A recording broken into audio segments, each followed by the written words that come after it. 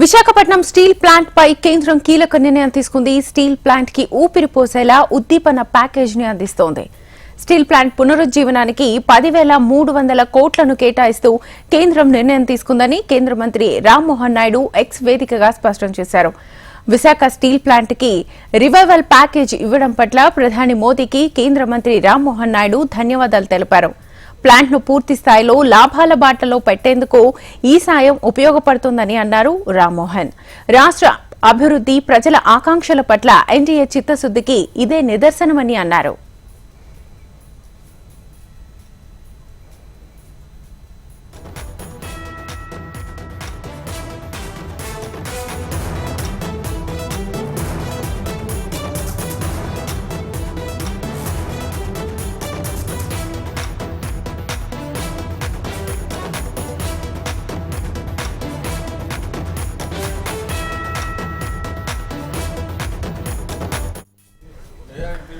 ఉక్కు సంకల్పంతో కార్మికులు చేసిన పోరాటానికి కేంద్రం తీపి కబురు అందించింది. కార్మికుల ఉద్యమానికి హెచ్ఎంటీవీ బాసటగా నిలిచింది.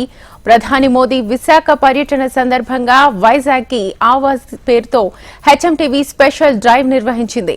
విశాఖ వాసుల మనోగతాన్ని కేంద్రానికి తెలిసేలా చేసింది. విశాఖ స్టీల్ ప్లాంట్ ను కాపాడాలని అక్కడి స్థానికులు ముక్త కంఠంతో హెచ్ఎంటీవీకి తెలిపారు.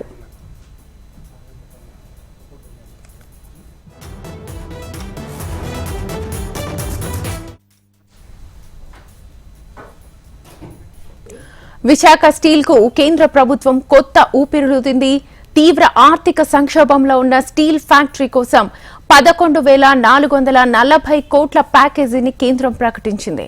దీనిపై కేంద్ర మంత్రి అశ్విని వైష్ణవ్ ఇవాళ అధికారిక ప్రకటన విడుదల చేశారు.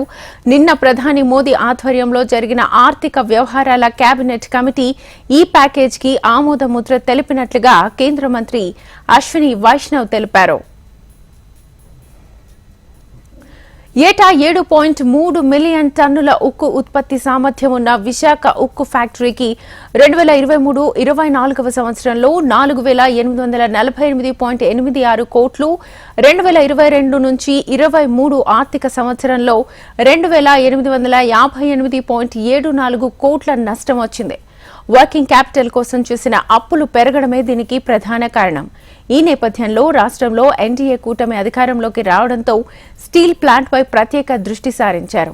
కేంద్ర ఉక్కు శాఖ మంత్రి కుమారస్వామి ప్లాంట్ ను సందర్శించారు. ప్లాంట్ నిలదొక్కుకోవడానికి 18,000 కోట్లు అవసరమని స్థానిక నేతలు, కార్మిక సంఘాలు ఆయనకు విన్నవించాయి. ఆ తర్వాత కొన్ని రోజులకే కేంద్ర ఉక్కు శాఖ ఎమర్జెన్సీ అడ్వాన్స్ ఫండ్ కింద జీఎస్టీ చెల్లింపులకు 500 కోట్లు, ముడిసరుకుకు సంబంధించి బ్యాంకు అప్పుల చెల్లింపులకు 1,150 కోట్ల చొప్పున 2 విడతల్లో సాయం చేసింది.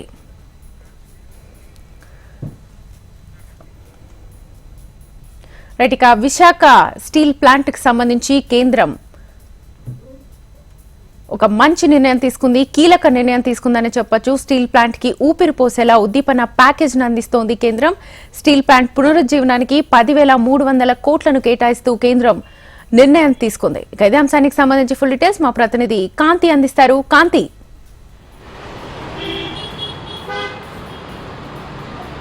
శ్వేత, ఆంధ్రప్రదేశ్లో ప్రధానంగా ఉన్నటువంటి విశాఖ ఉక్కు సమస్య ఏదైతే ఉందో, విశాఖ స్టీల్ ప్లాంట్ ప్రైవేటీకరణ ఆపాలి అంటూ గత 6 సంవత్సరాలుగా విశాఖ ప్రజలు కోరుకుంటున్నారు. అలాగే ఆంధ్ర ప్రజలకి సంబంధించినంత వరకు కూడా అందరూ కూడా విశాఖ ఉక్కు ఆంధ్రుల హక్కు అనే నినాదంతో అనేక రకాలైనటువంటి పోరాటాలు చేశారు. అయితే ఈరోజు కేంద్రం విశాఖ ఉక్కు ఫ్యాక్టరీకి సంబంధించినటువంటి దానికి ఆర్థిక సహాయం ప్రకటించడం, 11,440 కోట్ల రూపాయలను ఆర్థిక సహాయం ఆ ప్యాకేజీని ప్రకటించడంతో ఆంధ్రుల మనోభావాలను ప్రధానమంత్రి మోడీ ఏదైతే దీనికి సంబంధించి ఒక మెమరాండం ఇవ్వడము, ఆ ఏపీ సీఎం చంద్రబాబు నాయుడు అనేక మార్లు ప్రధానమంత్రి మోడీని కలిసి అలాగే కేంద్ర మంత్రులను కలిసినప్పుడు కూడా ఈ ప్రస్తావనను తీసుకురావడము, ఉక్కు ఏదైతే విశాఖ ఉక్కు ప్రైవేటీకరణ అవ్వకుండా ఆపే ఇది నేను తీసుకుంటాను బాధ్యత అని చెప్పి గతంలో సీఎంతో పాటు డిప్యూటీ సీఎం కూడా అనేక మార్లు చెప్పడం జరిగింది. ఎలక్షన్స్కి వెళ్లే ముందు కూడా అటు చంద్రబాబు నాయుడు, పవన్ కళ్యాణ్ అలాగే బీజేపీ పెద్దలు సైతం విశాఖ ఉక్కు కర్మాగారాన్ని ఆంధ్రప్రదేశ్కి ఖచ్చితంగా నిలబెట్టి తీరుతామని మాట ఇచ్చారో, అది ఏదైతే మాట ఇచ్చారో దాని ప్రకారమే ముందుకు వెళ్ళినట్లుగా తెలుస్తోంది. ఈరోజు ఏదైతే ప్రకటించిన ప్రకటన ఏదైతే ఉందో విశాఖపట్నానికి ప్రధానమంత్రి మోడీ వచ్చిన సమయంలో కూడా హెచ్ఎంటీవీ కూడా అనేక రకాలైనటువంటి పబ్లిక్ వాయిసెస్ని తీసుకుని ప్రజలు ఏం కోరుకుంటున్నారు, విశాఖ ప్రజలు ప్రధాని రాక సందర్భంగా ఏం అడుగుతున్నారు అనే అంశానికి సంబంధించి దాదాపుగా 400 నుంచి 500 మంది నుంచి రెస్పాన్స్ తీసుకుని వారు ఏం కోరుకుంటున్నారు అనేది 3 రోజుల పాటు ప్రధానమంత్రి మోడీ పర్యటనకు సంబంధించినటువంటి కార్యక్రమాలతో పాటుగా విశాఖ ప్రజలు ఏం కోరుకుంటున్నారు, విశాఖ ఉక్కుకి సంబంధించి అలాగే విశాఖకి సంబంధించినటువంటి రైల్వే జోన్ అంశం పైన ఎటువంటి నిర్ణయం తీసుకోవాలి అని ప్రజలు కోరుకుంటున్నారు అనే వాయిస్ని బలంగా వినిపించే ప్రయత్నం హెచ్ఎంటీవీ చేసింది. ఇందులో భాగంగా ఈరోజు ఏదైతే విశాఖ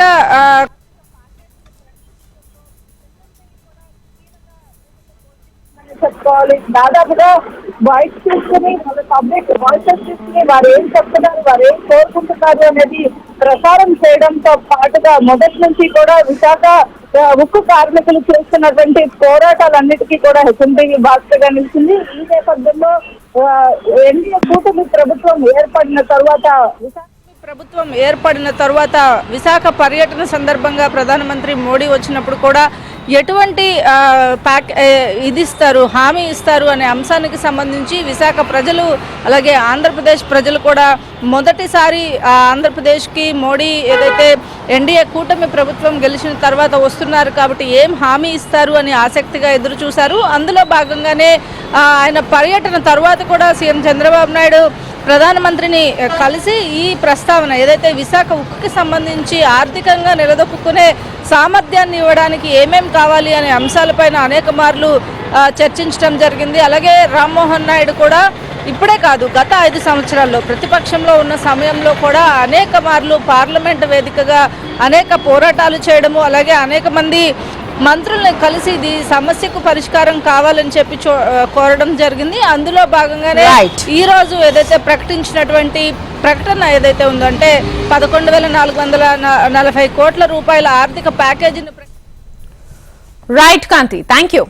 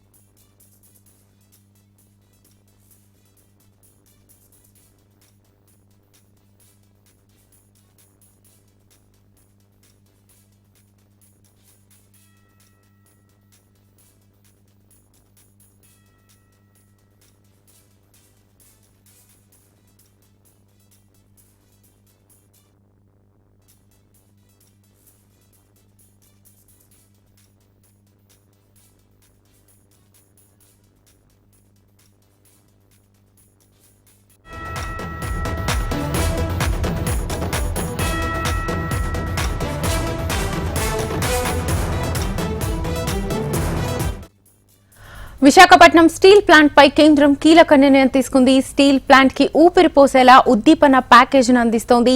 స్టీల్ ప్లాంట్ పునరుజ్జీవనానికి 10,300 కోట్లను కేటాయిస్తూ కేంద్రం నిర్ణయం తీసుకుందని కేంద్ర మంత్రి రామ్మోహన్ నాయుడు ఎక్స్ వేదికగా స్పష్టం చేశారు. ఇదే అంశానికి సంబంధించి విశాఖ నుంచి మా ప్రతినిధి అనురాధ మరింత సమాచారాన్ని లైవ్ ద్వారా అందిస్తారు. అనురాధ.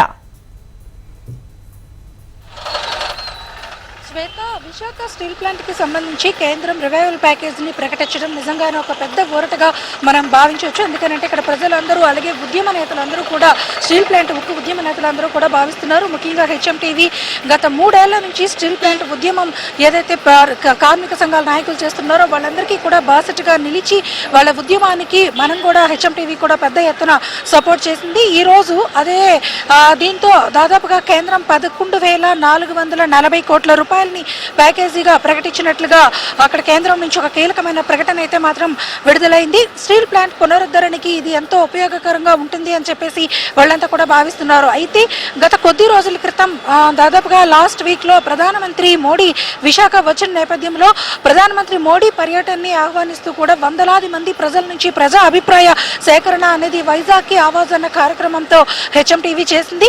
మరి ప్రధాని వైజాగ్ వచ్చిన నేపథ్యంలో స్టీల్ ప్లాంట్ కి ఖచ్చితంగా ఒక కీలకమైన ప్రకటన రావాలి, స్టీల్ ప్లాంట్ ను ఆదుకోవాలని వాళ్ళందరి తరపు నుంచి ఒక వాయిస్ ని మరి ప్రధానికి వినిపించడం ద్వారా హెచ్ఎంటీవీ ఒక కీలకమైన పాత్ర ఉక్కు ఉద్యమంలో పోషించిందనే చెప్పాలి. అయితే ఈ రోజు ఈ ప్రకటన కనుక చూసుకుంటే కనుక గత కొంతకాలం నుంచి కూడా ఇక్కడ కార్మిక సంఘాలు అన్ని కూడా విశాఖ స్టీల్ ప్లాంట్ పునరుద్ధరణ కోసం ప్రత్యేకంగా కేంద్రాన్ని డిమాండ్ చేస్తూ ఉన్నాయి. ఆ డిమాండ్ లో మేరకు ఈ రోజు 11,440 కోట్ల రూపాయల రివైవల్ ప్యాకేజ్ ని కేంద్రం ప్రకటించింది. అధికారికంగా ఈ ప్రకటన రావడంతో మొత్తం స్టీల్ ప్లాంట్ కు ఒక పెద్ద ఊరట లభించిందనే చెప్పాలి. స్టీల్ ప్లాంట్ పునరుద్ధరణకి మేము ముందడుగు వేయబోతున్నామని కూడా కేంద్రం నుంచి స్పష్టమైన ప్రకటన అయితే వచ్చింది. ముందు 2 యూనిట్స్ ని స్టార్ట్ చేస్తారు ఈ ప్యాకేజ్ తో. తర్వాత ఆగస్టు లోపలగా మూడవ బ్లాస్ట్ ఫర్మెంటేషన్ కూడా స్టార్ట్ చేసి మొత్తం 3 యూనిట్స్ తోని కూడా పూర్తి స్థాయిలో స్టీల్ ప్లాంట్ పునరుద్ధరణ చేసేందుకు మేము ముందడుగు వేయబోతున్నాం కూటమి ప్రభుత్వం నుంచి అని వాళ్ళు కూడా చెప్తా ఉన్నారు. అయితే మరోవైపు చూస్తే కనుక స్టీల్ ప్లాంట్ కార్మికులు మాత్రం ఇది కేవలం శాశ్వత పరిష్కారంగా మేము భావించలేము, స్టీల్ ప్లాంట్ కి ఆర్థిక ప్యాకేజీ ఇవ్వడం అనేది ఒక పెద్ద మంచి కీలకమైన పరిణామంగా భావిస్తున్నప్పటికీ కూడా స్టీల్ ప్లాంట్ ని సెయిల్ లో విలీనం చేయాలని మేము ప్రధానంగా డిమాండ్ చేస్తా ఉన్నాము. ఆ డిమాండ్ మేరకే మేము మొదటి నుంచి కూడా ఏమైతే చెప్తున్నామో దాని ప్రకారంగానే సెయిల్ లో కలపాలి, సెయిల్ లో విలీనం చేస్తేనే దీనికి ఒక శాశ్వత పరిష్కారం వస్తుంది అని చెప్పి మేము భావిస్తున్నామని ఉక్కు పోరాట కమిటీ సభ్యులు అయితే మాత్రం చెప్తా ఉన్నారు. మరోవైపు చూస్తే కనుక కూటమి ప్రభుత్వం చాలా ప్రతిష్టాత్మకంగా వచ్చిన 6 నెలల లోపనే ఇచ్చిన మాట ప్రకారం స్టీల్ ప్లాంట్ పునరుద్ధరణ కోసం ఒక పునర్జీవాన్ని పోసిందని చెప్పాలి. ఈ ప్యాకేజీని ప్రకటించడం, ఇంత పెద్ద ఎత్తున ఈ ప్యాకేజీ రావడంతో స్టీల్ ప్లాంట్ మరి పునరుద్ధరణ వైపు అడుగులు వేస్తుంది. స్టీల్ ప్లాంట్ ప్రైవేటైజేషన్ ని ఆపే పరిస్థితి ఉంది అని చెప్పి ఖచ్చితంగా ఒక భరోసానిచ్చే ప్రయత్నం అయితే మాత్రం చేస్తున్నాము అనేది కీలకంగా కూటమి నేతలంతా కూడా చెప్తా ఉన్నారు. మరి ఇవన్నీ కూడా కలుపుకొని స్టీల్ ప్లాంట్ విశాఖ ఉక్కు ఉద్యమం అనేది ఉవ్వెత్తున లెగిసిన నేపథ్యంలో కూటమి ప్రభుత్వం ప్రజల అభిప్రాయాల్ని, ఇక్కడున్న ప్రగతిని పరిగణలోకి తీసుకొని ఖచ్చితంగా ఈ ప్యాకేజీ ఇవ్వడం ద్వారా ఏదైతే ఇక్కడ స్టీల్ ప్లాంట్ పునరుద్ధరణ కోసం అయితే మాత్రం అడుగులు వేసిందనే చెప్పాలి. ఆ విధంగా ఇక్కడ కార్మిక సంఘాలు కూడా కొన్ని వర్గాలు అయితే మాత్రం ఇది మంచి ప్యాకేజు, మంచి పరిణామం అని చెప్పేసి అని అంటున్నారు. మరికొంతమంది సెయిల్లో విలీనం చేయాలన్న డిమాండ్ని కూడా పరిగణించాల్సి ఉంది అని చెప్పి కూడా చెప్తా ఉన్నారు.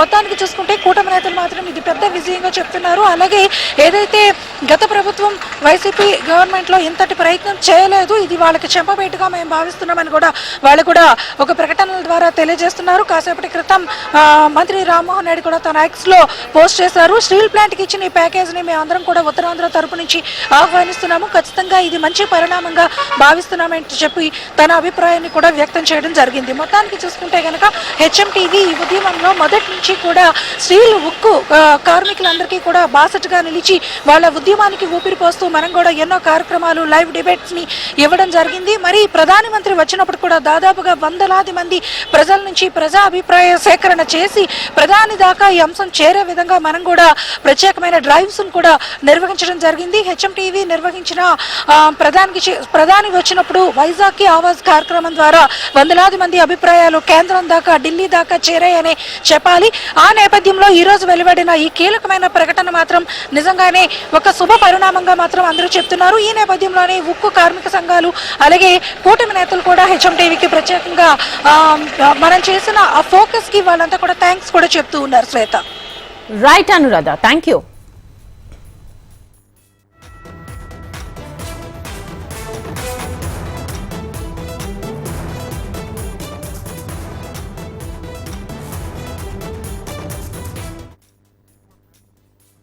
साथियों, माननीय प्रधानमंत्री श्री नरेंद्र मोदी जी ने RINL के रिवाइवल के लिए 11,440 करोड़ रुपए का पैकेज कल कैबिनेट की CCEA में अप्रूव किया है। ये बहुत बड़ा एक रिवाइवल पैकेज है। RINL देश के स्टील सेक्टर में एक बहुत इंपॉर्टेंट कंपनी है जो कि आंध्र प्रदेश में स्थापित है और ये यूनिकनेस है इसकी कि ये पोर्ट बेस्ड स्टील प्लांट है। इसमें जो हिस्टोरिकल प्रॉब्लम्स थी उनको सॉल्व करने के लिए फ्रेश इक्विटी इन्फ्यूजन और वर्किंग कैपिटल को प्रिफर्ड शेयर कैपिटल के हिसाब से 11,440 करोड़ रुपीस का पैकेज बना है। इससे RINL के फंक्शनिंग में इमीडिएट इंप्रूवमेंट आएगा। शुरुआत में 2 ब्लास्ट फर्नेसेस से काम स्टार्ट कर देंगे जल्दी से, और अगस्त तक आते आते 3 ब्लास्ट फर्नेस से फंक्शनिंग इसकी पूरी होगी। RINL के रॉ मटेरियल के टाइप के लिए भी काम चल रहा है, NMDC से टाइप है। साथ ही साथ RINL के जो सब्सिडियरी कंपनीज है उसमें भी ध्यान देकर रॉ मटेरियल की सिक्योरिटी लाई जा रही है। ओवरऑल जो माननीय प्रधानमंत्री जी का आत्मनिर्भर भारत का बहुत बड़ा एक विजन है, उसमें RINL की एक महत्वपूर्ण भूमिका रहेगी। भारत में जिस तरह से स्टील की डिमांड बढ़ रही है उसमें RINL एक महत्वपूर्ण भूमिका निभाएगा। RINL के सभी कर्मचारियों को और उससे जुड़े हुए सभी पूरे के पूरे इकोनॉमिक एक्टिविटीज में जुड़े हुए सभी लोगों को शुभकामना, और माननीय प्रधानमंत्री जी को बहुत धन्यवाद कि इतना एक बहुत शानदार पैकेज, बहुत ही बड़ा एक पैकेज आपने अप्रूव किया।